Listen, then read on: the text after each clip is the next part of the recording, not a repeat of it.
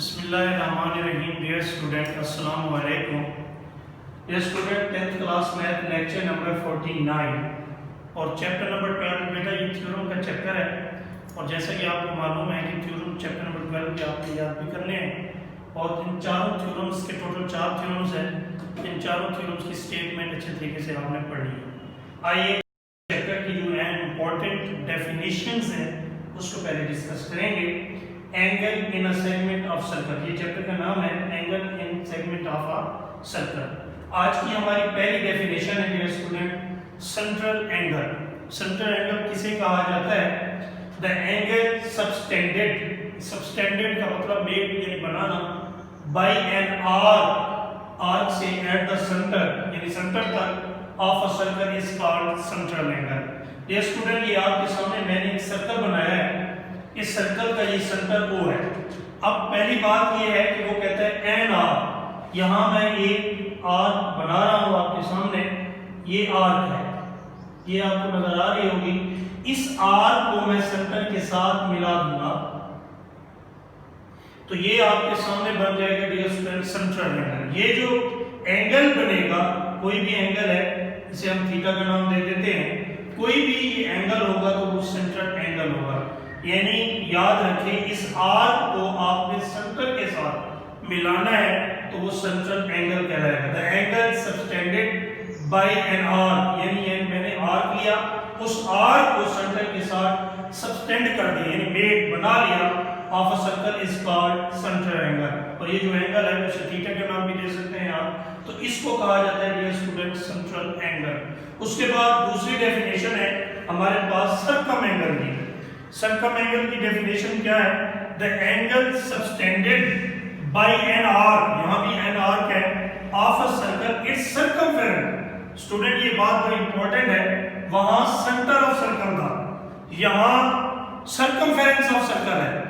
तो सबसे पहली बात आपको याद होगा, ये सर्कल को जो बाहर वाला हिस्सा है जितना भी है ये सारा का सारा सर्कमफेरेंस है।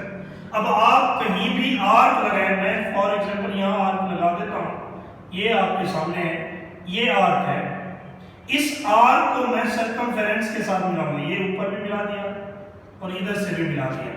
अब मैंने सेंटर के साथ नहीं मिलाया, अब मैंने किसके साथ मिलाया? सर्कमफेरेंस के साथ मिलाया है। जब सर्कमफेरेंस के साथ मिलाया है तो ये जो एंगल होगा वो थीटा, दरअसल ये सर्कम एंगल कहलाएगा।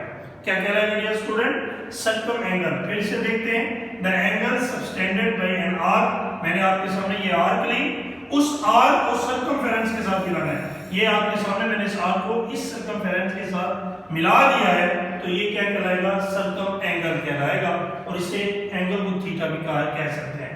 और तीसरी डेफिनेशन जो बहुत ही इंपॉर्टेंट है और ये बोर्ड के पेपर में अक्सर आती है, सेकलिंग। सबसे पहली बात है क्वाड्रेंटल। क्वाड्रेंटल किसे कहते हैं? जिसकी 4 साइडें हो।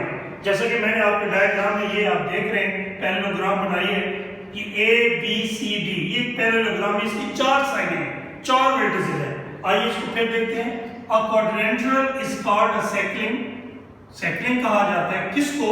व्हेन अ सर्कल, जब एक सर्कल कैन बी ड्रॉ करता है थ्रू इट 4 वर्टिसेस, यानी 4 हिस्सों को, यानी 4 कोनों को सर्कल जो है टच करता है। जैसे कि आपके सामने यहां मैंने सर्कल लगाया, सर्कल के अंदर मैंने पैरेललोग्राम बनाई जिसमें A B C और D, ये चारों पॉइंट सर्कल के वे टच कर रहे हैं, तो ये 4 वर्टिसेस जो है ना वो सर्कल को टच करेंगे, यानी उससे लाइन को सर्कल की सर्कमफेरेंस को टच करते हुए जाएंगे, तो ये क्या कहलाएगा बेटा? क्वाड्रेंटल ऑफ द सेकलिंग कहलाएगा। ये बेटा 3 डेफिनेशन है जो बहुत ही इंपॉर्टेंट है। अब आइए इस चैप्टर के कुछ इंपॉर्टेंट एमसीक्यूज हैं उनको डिस्कस कर लेते हैं। मैं निशान लगाऊंगा, आप निशान लगाते जाएंगे। सबसे पहला एमसीक्यूज है कि circle passes through the vertices of right angle triangle ABC with AC 3 cm and BC 4 cm and measure angle 90 degree. The radius of the circle क्या होगा? ये ऑप्शन C होगा, यानी 2.5 cm। दूसरा एमसीक्यूज है, in the adjusting circular figure centre and inscribed angle stand on the same arc AB। तो इसके dear student option दिए गए डायग्राम के साथ, तो आप इसका ऑप्शन लिखाएंगे D, यानी measure angle 2 is equal to 2 measure angle 1। तीसरा है in the adjusting figure if measure angle 375 degree then find measure angle 1 and measure angle 2। तो साफ जाहिर है ये हाफ कर देंगे, 75 है तो 37 1/2 37 1/2 यानी ए ऑप्शन। उसके बाद आ जाइए चौथे एमसीक्यूज की तरफ।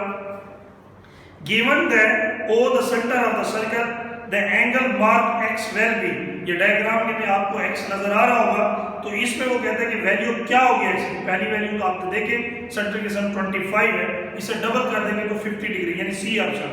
Given that O is the centre of the circle then the angle mark y will be, y की क्या कीमत होगी अगर 25 डिग्री दिया हुआ जाए तो साफ जरा ये इक्वल है तो 25 आएगी, बी ऑप्शन। छठे पे आ जाए in the figure O is the centre of the circle and line A B N, ये स्ट्रेट लाइन है, the acute angle A O C बराबर एक्स के।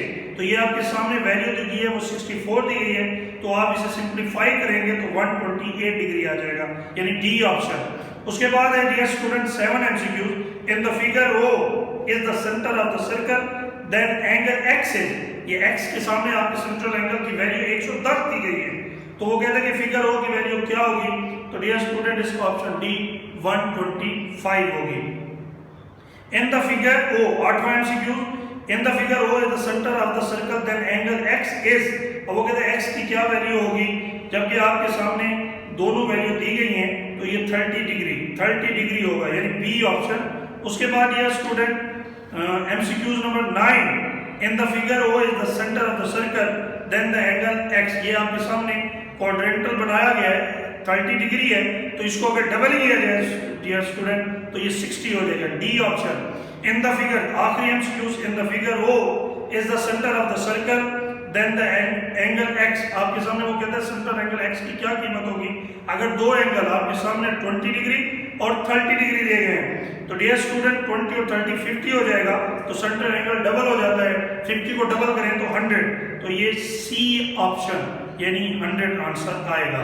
डियर स्टूडेंट ये आपके सामने एमसीक्यूज को मैंने निशान लगाए हैं, उम्मीद करता हूँ कि आप इन डेफिनेशन को अपने नीट रजिस्टर पे भी लिखेंगे और अच्छे तरीके से थ्योरम भी याद करें और डेफिनेशन भी याद करें। Thank you.